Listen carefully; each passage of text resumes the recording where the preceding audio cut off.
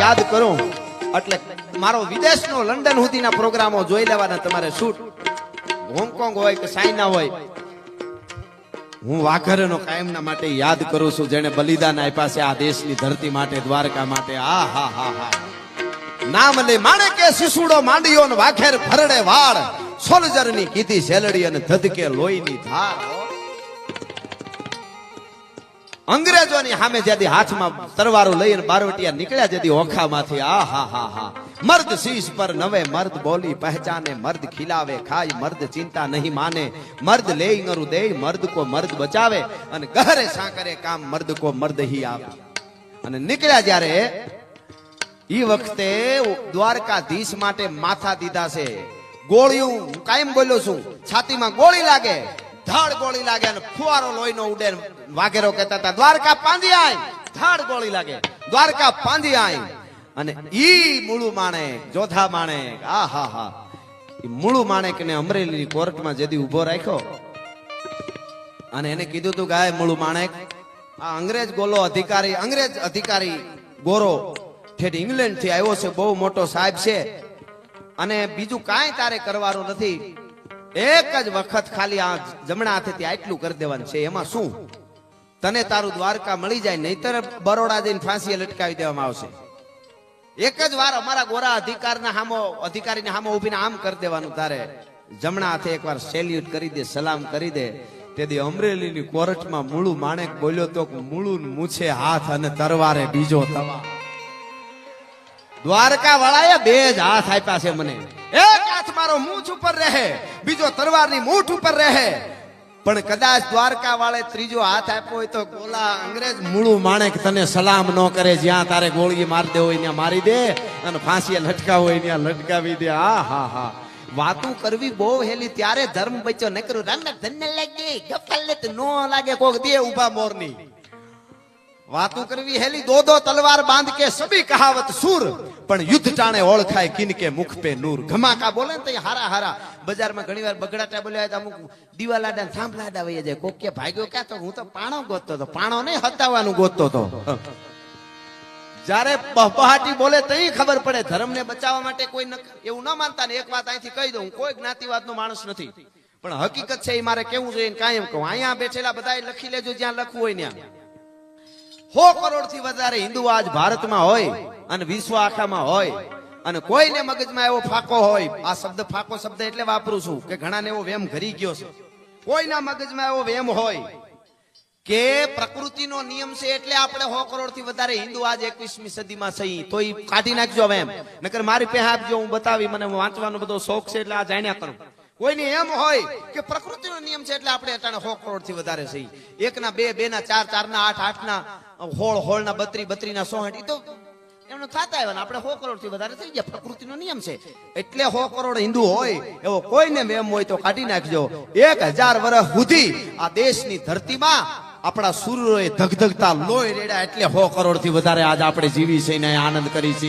હાવ હકીકત વાત કોક દીક મેવાડને વાંચો કોક દીક મરાઠાઓને વાંચો કોક દીક શીખ ગુરુઓને વાંચો કોક દીક આ વાઘેરોને વાંચો તો ખબર પડે મેવાડમાં 10 તો રાણાઓ થયા છે એક મહારાણા પ્રતાપ જેવો આપણને એક માન દેખાવા દીધો ઈ માસડો 70 વર્ષનો મોદી સાહેબ હમો નમો કરે હટાણે આપણને દેખાડ્યું જ નહીં બધા રાણા બીજા કોઈ એક મહારાણા ને એવા 10 થયા એમ હું તમને આપી શકું એના પ્રમાણો આપું બપ્પા રાવલ થી લઈને ઈ મોહમ્મદ બિન કાસિમ ને ભગાડ્યો ઈરાન ને ઈરાક સુધી સોંપ્યું હિન્દુ રાજાઓની થાપ્યું હતું ઈ વખતે એક આખા ભારતને અખંડ કર્યો તો એવડો ભારત ને બપ્પા રાવલે હું તો કહું છું પેલા વિક્રમ થઈ ગયો એની પેલા રાષ્ટ્રપતિ હતા બધા પણ હમણાંના 1000 વર્ષના ઇતિહાસમાં કોઈ આપણે જોવો હોય તો મહાત્મા ગાંધીને વંદન છે આપણા ગાંધીજીએ બહુ મહેનત કરી એને હું વંદન કરું છું મહાપુરુષને પણ પેલો કોઈ હમણાંનો 1000 વર્ષમાં પેલો કોઈ રાષ્ટ્રપતિ હોય ને રાષ્ટ્રપિતા હોય ને તો બપ્પા રાવલ છે એકવાર એને વાંચો તો ખબર પડે હિન્દુત્વ માટે એને શું કર્યું છે આ બધા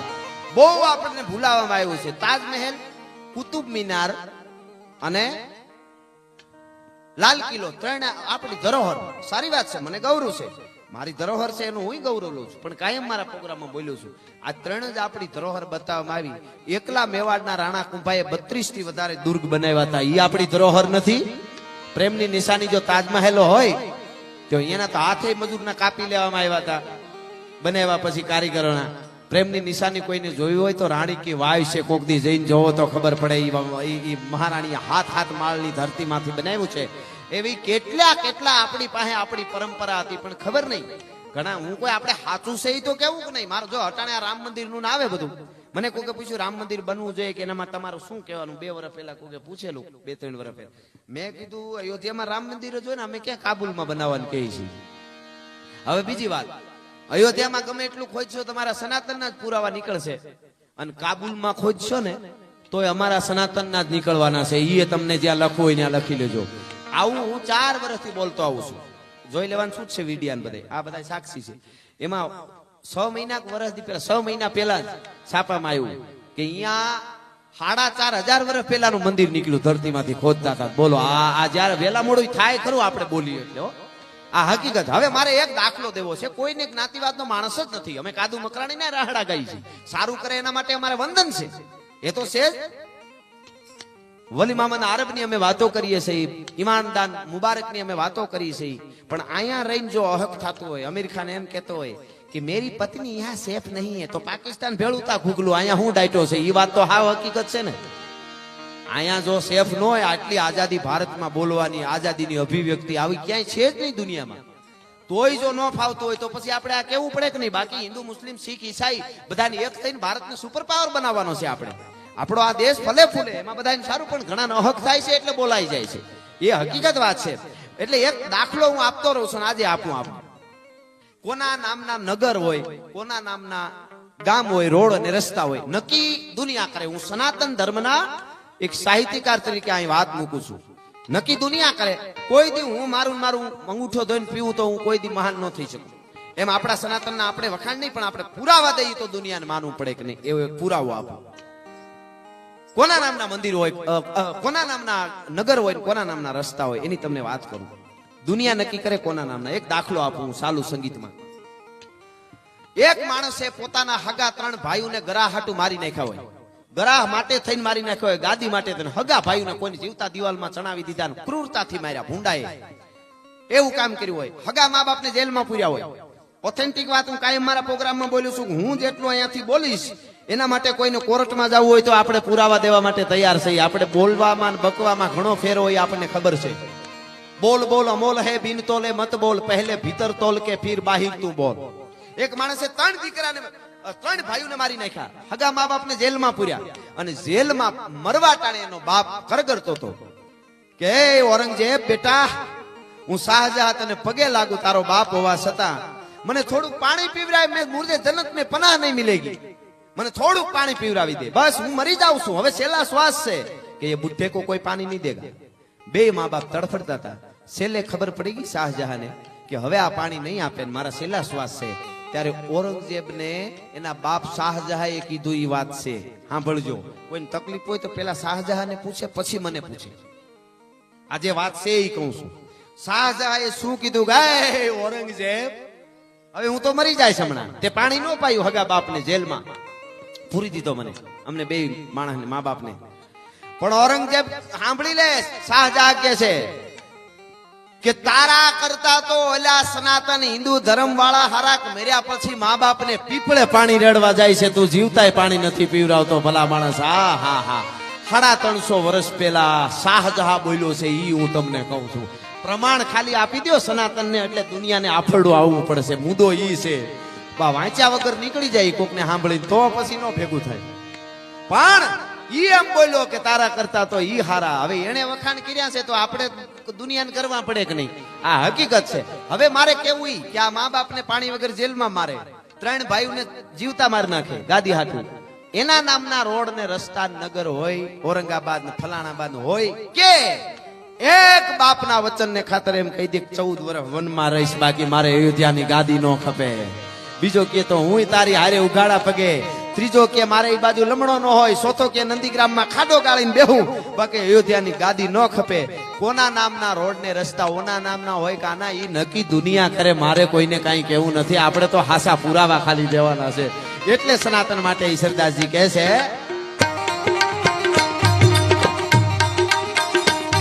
કાંઈ ન હોતા પવન પાણી જળા ધળા અહંકાર ભેદ વાણી મંત્ર જંત્ર ન હોતા વિવેક ધર્મ કર્મ ચંદ્ર સૂર્ય હોતા આકાશ ધરા રામૈયા રામી હી રામા ઉતા આપે એક અને બુદ્ધિ થતી કીર્તાર શક્તિ દુનાઈ બીજી રીતિ સીધી નવે નીતિ દિયા રાજો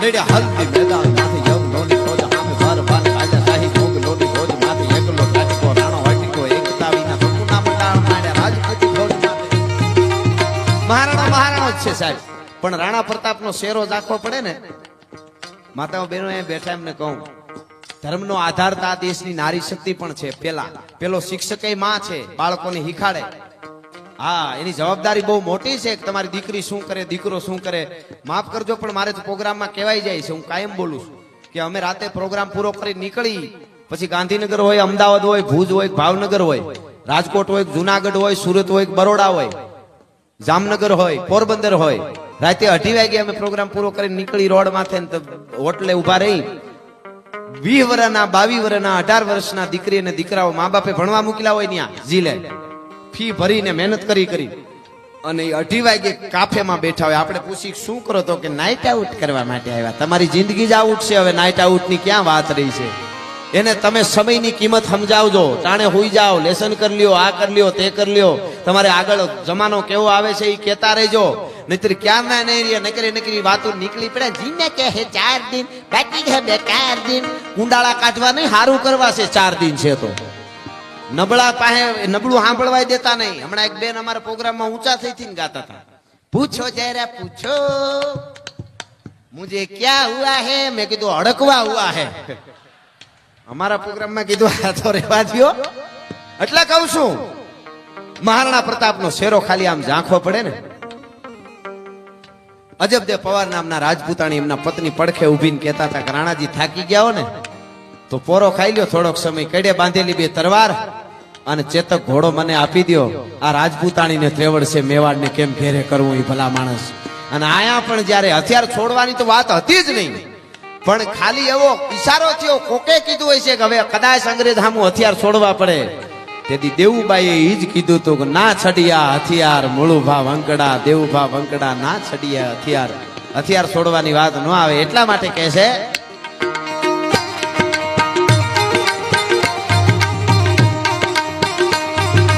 હલ્દી મેદાન માંથી જબ નોની ભોજ આમે મારે બાને રાજા શાહી મોગ લોડી ભોજ માંથી એકલો કાટકો રાણો વાટીકો એકતા વિના સપના મંડાણ માંડે રાજપૂતી ભોજ માંથી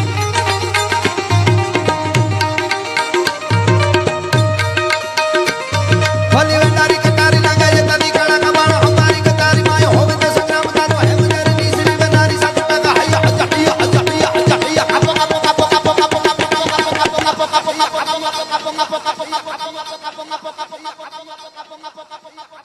પાકિસ્તાન ને કાપો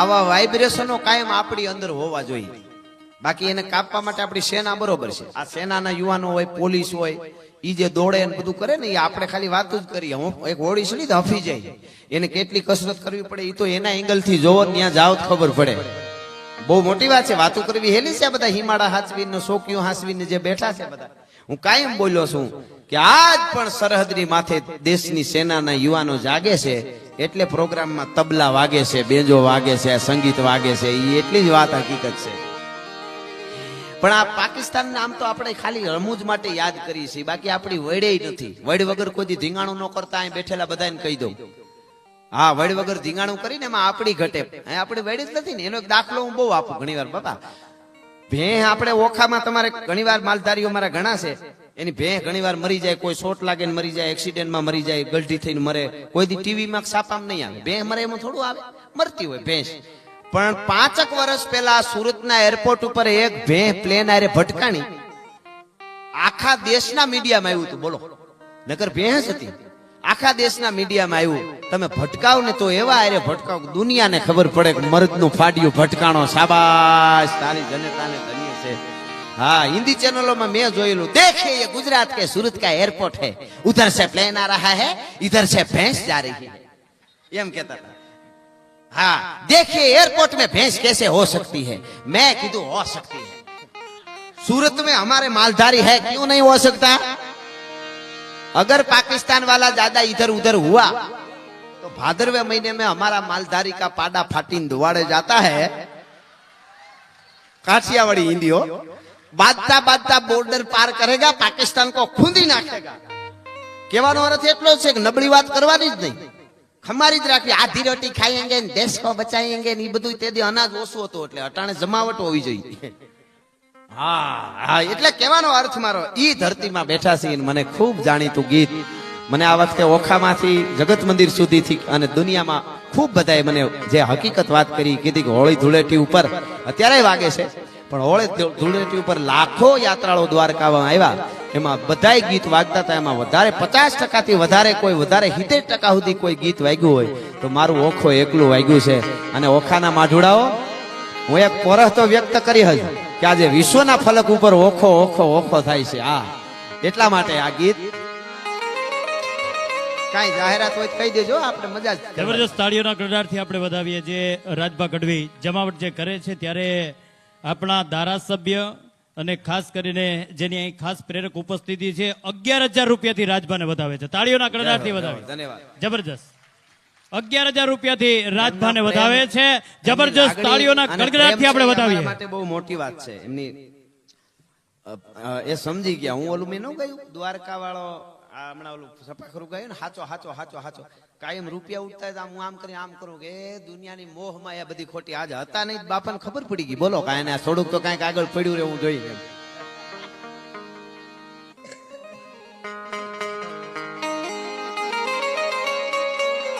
એટલે આ ગીત, અરે ઓખો તો દુનિયાથી નોખો કહેવાય, દ્વારકાના દેવની તો વાત જ ન થાય.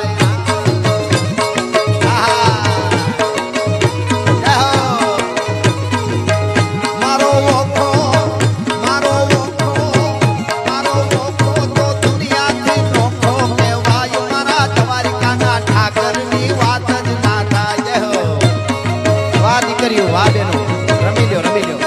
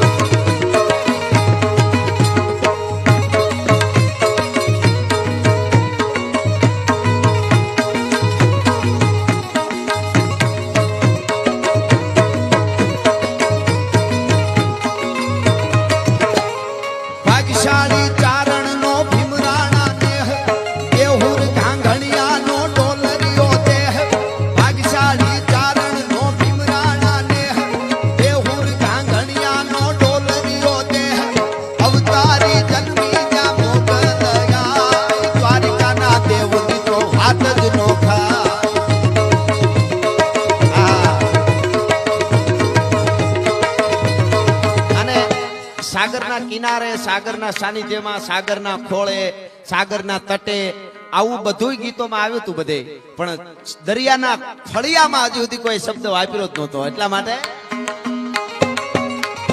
મીઠુડી ધરતીના મીઠા ભગવાન, દરિયાના ફળિયામાં મીઠા ભગવાન.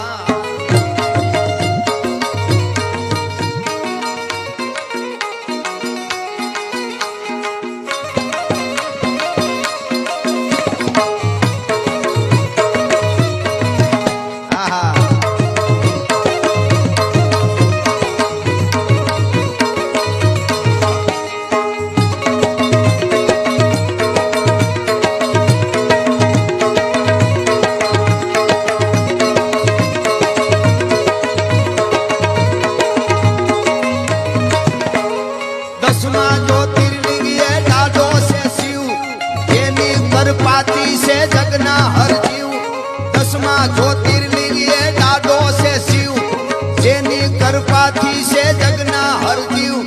नागेश्वर भोला ની મૂર્તિ દર્શાય, દ્વારકાના દેવની તો વાત જ ન થાય.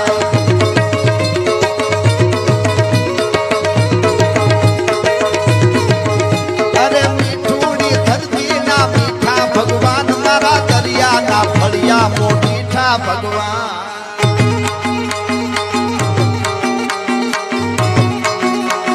સાધુજી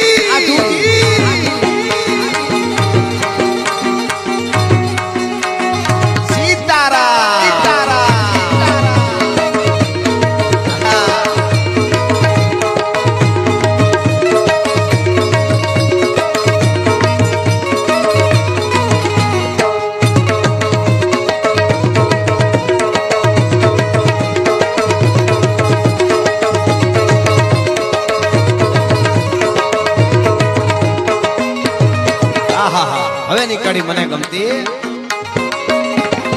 ચોથા ને મૂળું ના જબરા તે જોમ, વાઘેર ના ભાલાએ તોડ્યો તો વ્યોમ. ચોથા ને મૂળું ના જબરા તે જોમ, વાઘેર ના ભાલાએ તોડ્યો તો વ્યોમ. ઈ અલબેલો પરતા ને ઓખો લંડાય, મારા દ્વારકાના ઠાકર ની વાત જ ના થાય.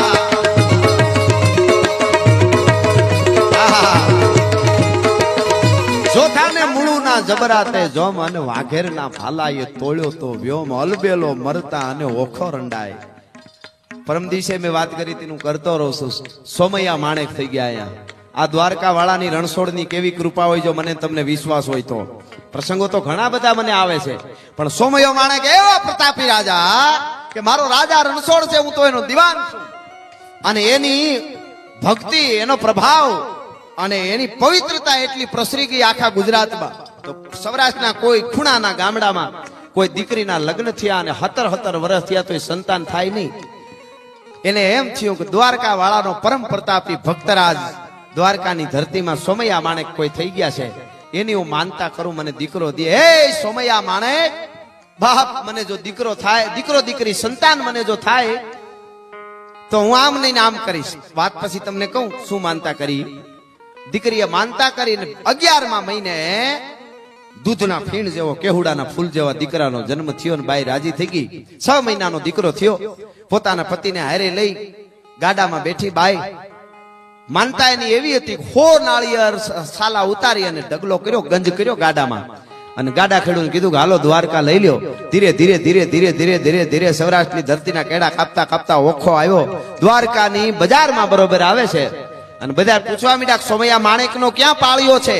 સોમૈયા માણેક ની ખાંભી ક્યાં છે? ઓલી બાઈ કહે છે મારે 4 નાળિયેર એના કપાળમાં ફોડીને મારે માનતા છે, એટલે વધારવાના છે. મેં કીધું એમ બધા પ્રકારના માણસ દુનિયામાં હોય. અમુકને સારું થતું હોય તોય ન ગમે. એમ એવા ઈર્ષ્યા કરો તો એને ખબર પડી કે ઓહો હો સોમૈયા માણેક ના કપાળમાં જ ફોડવાના, તો સારું સારું જાવ જાવ આગળ છે. હવે માનતા ફેરફાર ન કરતા કાંઈ. ન્યાજીને કીધું સોમૈયા માણેક ને કે લે ફોડ, હણે મથો દેવજા દીકરા, માથું ફોડાય. હવે પણ ઓલો તો પરમ પ્રતાપી અને ભક્તરાજ રણછોડ રાય નું દ્વારકાધીશ નો સોમૈયા માણેકે કીધું કાંઈ વાંધો નહીં, બેન ને મોકલો.